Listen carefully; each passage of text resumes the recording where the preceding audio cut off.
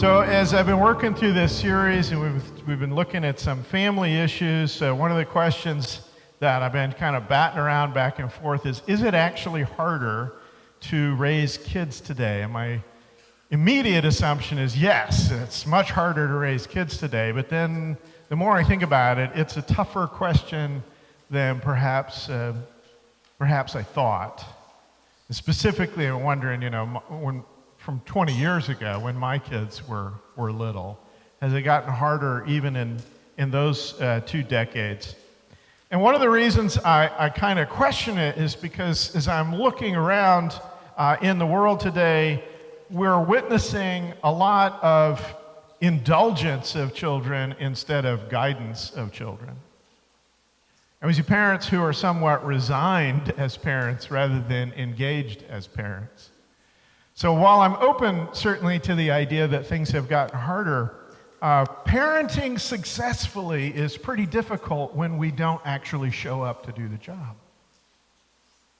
So we've got to keep these things in balance. The fundamental demands of rearing children really haven't changed. It's basically the same job. And in some ways, it's easier. We have a lot of conveniences in our modern society that we didn't have in the past. We certainly have better health care than we used to have in the past. But it's clear that the cultural atmosphere around parenting has changed dramatically. And in our present culture, there is a certain antagonism towards children, towards parenting, towards child rearing, in which we are more likely to talk about bringing up kids as being a burden, to talk about how expensive it is, and to talk about how overwhelmed we are by it. And it must be having some effect because birth rates around the world are dropping pretty rapidly. It's one of the least covered stories in the media, but the reality is throughout most of the world's nations, the birth rates have dropped significantly, and in a lot of places, they are on schedule to sort of invert, meaning we will not be producing as many children as we need to maintain our current level of population. Now, since we're constantly being told that we're overpopulated, maybe some people don't think that's too terrible of an idea, but that's probably part of the equation. We're constantly being told that the world is doomed because of us.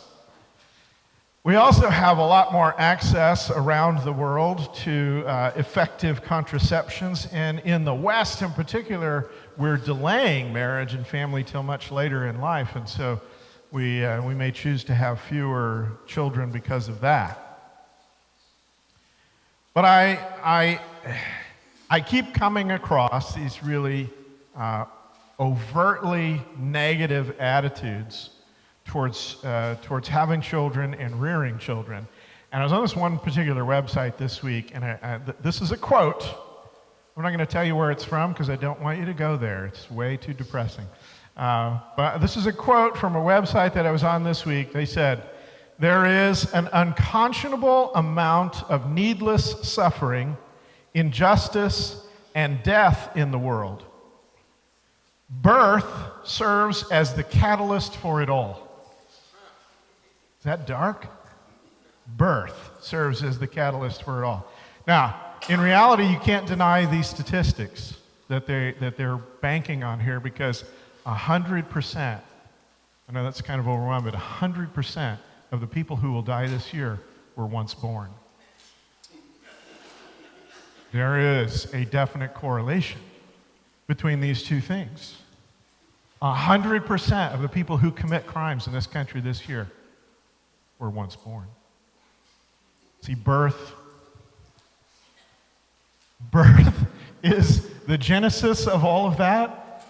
They're so close, aren't they? I mean, they just almost got it. No, actually, sin is the genesis of all of that. Sin is the reason for all of this brokenness, all of this needless suffering. But why is family falling out of fashion? There are a lot of reasons that we could look at, but I want to look at this from a more theological standpoint. And I want to suggest to you this morning that parenting has become disconnected from its purpose. There are burdens. Every parent knows that there are burdens to bringing up children. There are challenges. There are days that you wish you didn't have to live through. And there are considerable costs to take into consideration. And parenting is not for everybody. I don't have any problem with people who choose not to be parents. But it's weird, isn't it, that we would do sort of a strict cost-benefit analysis of children? Like, what will I get out of this equation? What will I get for my trouble? How will I profit by having kids? Now, I love being a dad. Those of you who know me know how much I love being a dad. And I get a great deal of joy from that. And I would say it has profited me not in financial ways, but in a lot of other ways very much. But it has worked that way largely because I understand that as a dad, I am serving a greater purpose than myself. See, parenting is a sacred covenant responsibility. And so people who decide to have children in order to attempt to make themselves happier are in for a bit of a surprise because it is a fair amount of work. There is joy, there's fun, there's love in raising children. There's also heartache, there's struggle, there's crisis, there's conflict, and there is definitely sacrifice. And the only way that it works out is if we understand that there's a calling to it. In other words, parents are people makers. They are entrusted by God with a soul to raise, to nurture, to guide, to shape, to teach. And we are responsible for the kind of people that we unleash upon the world. And I don't want to displace the responsibility of individuals, right? So everybody's responsible for themselves. But as parents, we assume a certain level of responsibility for what kind of person we launch out into that space. Are they made to get ahead, or are they made to bless? My kids are a blessing to me because we raise them to bless other people. Now, there's some research out there right now that indicates that 50% of adults who are still in their childbearing years and who don't have children never plan to have children. 50%, that's pretty high. And among the main reasons for that are things like lifestyle. I have a lifestyle I like and I don't want it disrupted. I like the freedom of not having kids. And I don't want to deal with the obligation. Don't want to deal with the obligation. In other words, parenting is really at odds with the individualism that dominates our culture. In our culture, both children and adults tend to organize their whole life around their selfish ambitions. And there's this widespread cultural delusion that we can all do this at the same time. We can all live for ourselves. We'll all do it together, but we'll all live for ourselves. We'll all live for our own fulfillment. Now, hopefully, you come to live for something greater than yourself before you become a parent. But one of the things that that happens to us when we do become parents is we cannot hope to meet our purpose well as parents while we're still focused on ourselves. Not that we don't try. We try awfully hard. We try to continue serving our selfish ambitions in order to fulfill what we want or what we think we want out of life, and then we're sort of encouraging our children at the same time to pursue their selfish ambitions for their fulfillment and for our fulfillment indirectly. And it doesn't really work, because if you live just to gratify self, you inevitably neglect really important things, and some specifically important things about how we go about rearing children. And if we live for our children's gratification, we just sort of produce self-absorbed monsters. That's what we send out into the world. So ultimately, what we do for our kids is not about us, and what we expect of our kids is not about them. It's about how much goodness we will all bring into the world. How much goodness will we bring into the world? And that is at odds with nearly everything in our culture. Society is really, in a way, set up against healthy parenting. There's a lot of other ways that the society works against us, but I want to focus on one this morning, just for the purpose of this particular lesson. I want to talk about what it's like parenting in the information age. Because of all the things that have impacted parenting, all the changes to society that influence this important life role, there's probably none so pervasive or influential as our present digital access to everything through the internet and through social media. And there's a few lessons I think that we really need to learn if we want to be building great Christian households. The first lesson is that more information is not always better information. Case in point,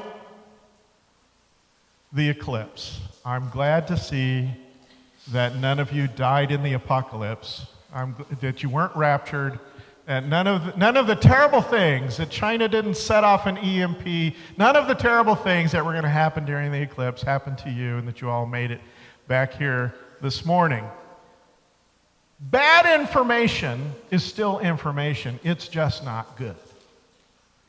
And one of the things that happens when you live in an information age is you get an enormous amount of bad information.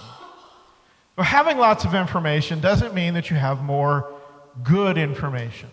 In fact, the amount of good information, the amount of truth that exists in the world at any given time is pretty much fixed. When we add information, we don't tend to add a lot of new truth or a lot of new options. What we do is we sometimes create better access to things that are true and to things that are good. Then we fill in the rest with what is mostly misinformation.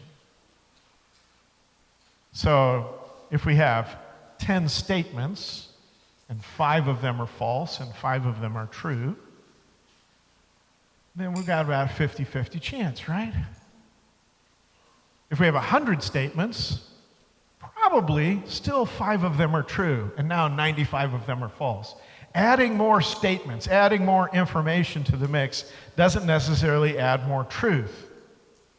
So the biblical principle here is the one that Jesus talks about in Matthew 7:13. Enter through the narrow gate, for the wide is the gate and broad is the road that leads to destruction, and many enter through it, but small is the gate and narrow the road that leads to life, and only a few ever find it. The truth is a narrow gate.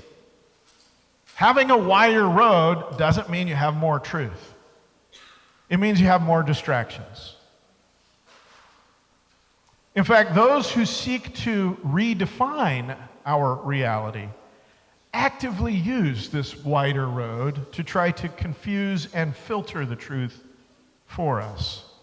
And so what we have in the information age is we have the sublime and the stupid right next to each other, and they look alike. They look alike. They're difficult for a lot of people to tell apart. And the problem there is that if everything is true, then nothing is true. And the perception of a lot of people is that everything is true because it all looks equally legitimate. So children and adults in our society are faced with something of an information overload. And they live in this environment where truth and lies appear eerily similar. And that's all happening in the context of a cultural movement that demands that everybody's assertion of what is true be held as equally valid. Then you factor into that there are also these social media algorithms that whatever it is that you've been looking at, whatever it is you've been reading or seeing online, they notice that and they feed more of that to you. So if you begin by believing in something that is untrue, social media will continue to feed you more and more of that untruth. And so we can become mind-bogglingly wrong, and we can do it with greater confidence.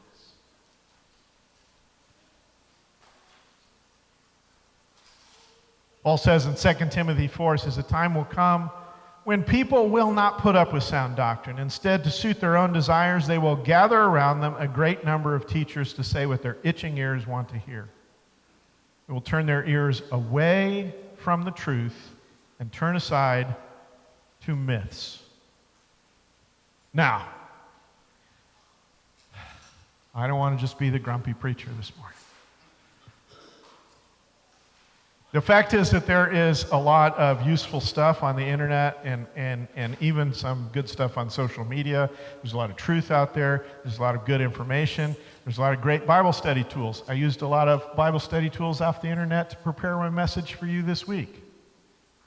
There's also an enormous amount of really bad Christian doctrine. There's also a lot of anti-Christian propaganda, and to the untrained eye, it basically looks all the same. And that's dangerous, particularly if you haven't learned any wisdom or you haven't got the experience to be able to discern between the two. And so a lot of people in our culture are coming to the conclusion that nothing really matters because nothing seems to be more true than anything else. But the real big problem in the information age, in our households and for us as parents, is that unfiltered, anonymous access to complete garbage is unhealthy. Now, I wouldn't have thought that I would need to point that out. It doesn't seem like something that we ought to be able to have to say. But unfiltered access to complete garbage is not good for you. In the information age, we have at our disposal a steady stream of lies, profanity, pornography, worldliness, stupidity, depravity, and refuse. And all I need is this.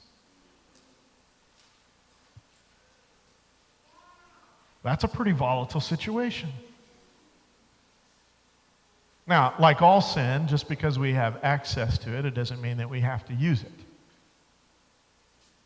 But the anonymity of it and the saturation level of it make it a greater temptation for children and adults alike. What it also means is that we've grown a lot more complacent with the presence of all of that garbage in our life. See, it's not only the immoral and the inappropriate content that is available in media, it's the inane content and the selfish content and the stupid content. And this constant stream of worldly philosophies that's parading itself as normal. And look what it's doing. Look what it's doing in our culture. It's producing more depression and more anxiety and more addiction, not to mention a shorter attention span. Paul says in Galatians 5, the acts of the flesh are obvious: sexual immorality, impurity and debauchery, idolatry and witchcraft, hatred, discord, jealousy, fits of rage, selfish ambition, dissensions, factions, and envy, drunkenness, orgies, and the like. I warn you, as I did before, that those who live like this will not inherit the kingdom of God. Or, garbage in, garbage out. It's the old programmer's phrase, garbage in, garbage out. You put in junk programming, you get junk results. This programming axiom applies pretty well to people. You cannot feed your soul. Young people, listen to me. You cannot feed your soul a steady stream of filth and not be affected. Now, what we do about this as parents is difficult to say. I had friends who tried to keep any and all worldly things out of their children's media, made them watch really bad Christian movies all the time. Nothing but VeggieTales. I had friends who banned VeggieTales from their house. We chose sort of a middle-of-the-road approach. We watched a lot of popular media, and we tried to teach our kids discernment so they knew what they were seeing and how to sort it out. You've got to decide for yourself, but you've got to decide. To give our children unfettered access to a well of garbage is always going to be a bad idea. These are some of the exceptional challenges I think that we face in the information age, but there is a sense in which some of it is not really all that new. I mean, it's new in that form, it's new in that presentation, it's new in that packaging, but it's not really completely new. There's some things that have always been like this. Genesis 4:7 says, "If you do what is right, will you not be accepted? But if you do not do what is right, sin is crouching at your door. It desires to have you, but you must rule over it." One of the things, this is not new information, but I want to make it very clear this morning. From the beginning, from the creation on, from the garden, evil is not described to us as a benign force that's waiting in the wings for us to stumble upon it. The serpent comes into the garden and whispers in our ear. In other words, evil is proactive. And that evil might be packaged differently in our culture. It might be more instantly accessible, and that's a problem, but that evil has always been. It is ever present, it is on the prowl, and that is nothing new. We've kind of made the enemy's job easier. Because to listen to him, to listen to what he whispers in our ear, is basically just to go along with what it looks like everybody in the world has already gone along with. And in all honesty, we place very few filters. And we often fail to teach against his lies. And we really do need to know Jesus better. We need to know the righteousness of God. We need to know wisdom and discernment. Jesus says in John 8:31, "If you hold to my teaching, you are really my disciples. Then you will know the truth, and the truth will set you free." See, to be freed from the lies of the world, you really need to know the truth first. And because the lies are so pervasive, because they're everywhere, because they're streaming into our lives, into our homes, even into our churches, there is a very difficult truth that we have to face. And it is this: if we don't actively raise our children for Christ, we passively raise them for the world. And we have this upside down world in which too many parents don't assume that they even have the permission to direct their children with love and discipline and discernment. And so I'm going to muster up whatever amount of authority I can this morning to tell you, you not only have permission to guide and discipline your children, you have a moral obligation to guide and discipline your children. Because the primary purpose of household is, in fact, the spiritual formation of its members. That's true of this church family, it's true of your family, before anything else, a child is a soul. They need to be nurtured in body and in spirit in the gospel of Jesus Christ. Now, I realize that for a lot of people that just sounds crazy. For a lot of people, Christianity, faith, religion, that's all stuff that you do on the side after you've figured everything else out. I'm saying, no, that's not the way that this works. Jesus comes first. The spiritual formation of the members of our household is our primary responsibility. Feeding the spirit is just as important as feeding your child's body to keep them alive. It's more important than their education. It's more important than the job that they'll hold. It's more important than how much money they'll make. It's more important than who they will marry. It's more important than their dreams. It's more important than your dreams. You don't have to take my word for it, because Jesus said, if you gain the whole world but lose your soul, you've got nothing.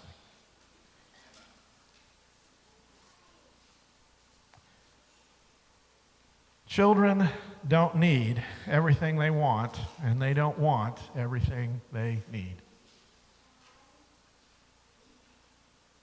That's why we do the job. That's why we parent. What they do need, whether they know it or not, whether they want it or not, what they do need is Jesus.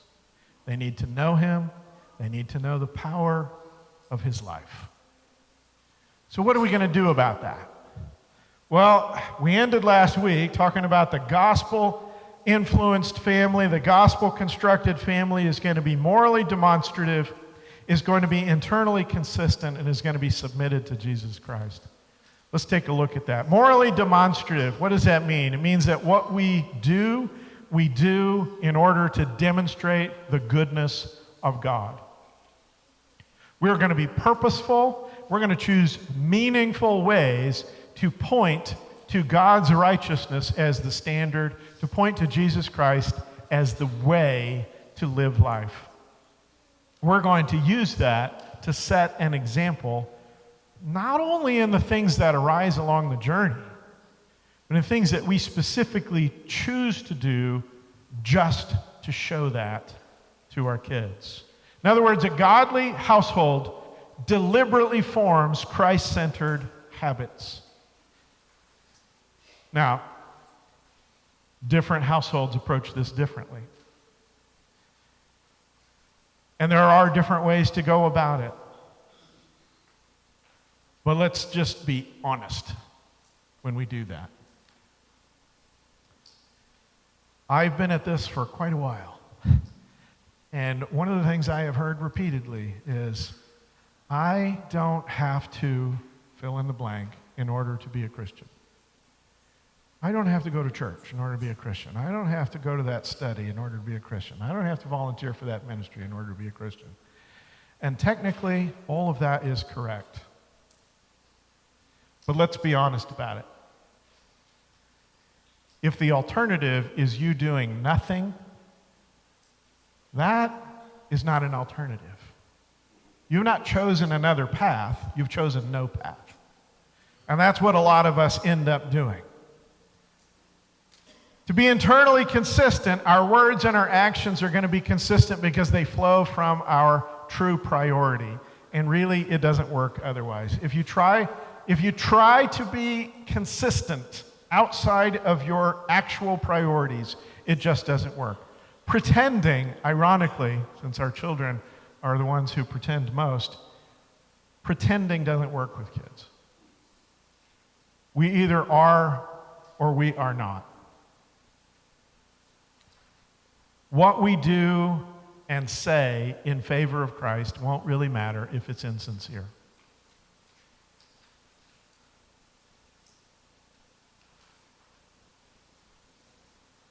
We can put on one face for church and wear another face the rest of the time. And no one will see through all of that faster than our own kids. The most important thing really is that we're submitted to Christ, which means that our true priority is knowing and following Jesus. This is really what defines a gospel-transformed household. There's an integrity in being consistent to your priorities, even if they're not godly priorities. But we're talking about more than that. We're talking about being consistent with one particular priority, and that is that Jesus is Lord. This is what makes everything else work. And now we got to be really careful. We got to be really careful because there's sometimes we think we know what our priorities are and we haven't really figured it out. Our true priorities are going to be revealed by how we use our limited resources. And here's where the rubber hits the road. Folks, if we have time to be on our phone, we have time to be in our Bible. If we have time for TV, we've got time for church. In other words, if you've got time for worldly things, but you don't have time for ministry, you are telling your kids that worldly things matter more. If you've got money for coffee, you got money for the collection plate. If you've got money to invest, you've got money to tithe. In other words, if we have money for the things that we want, but not for the spiritual things that we need, what we're telling our kids is that we need those things less than we want our junk. See, ultimately, the simplest thing to do in order to build a gospel-centered household is also the hardest thing. It's seek the kingdom first. And I don't know about you, but I a lot of times tell myself that that's exactly what I'm doing, and I find out it's not.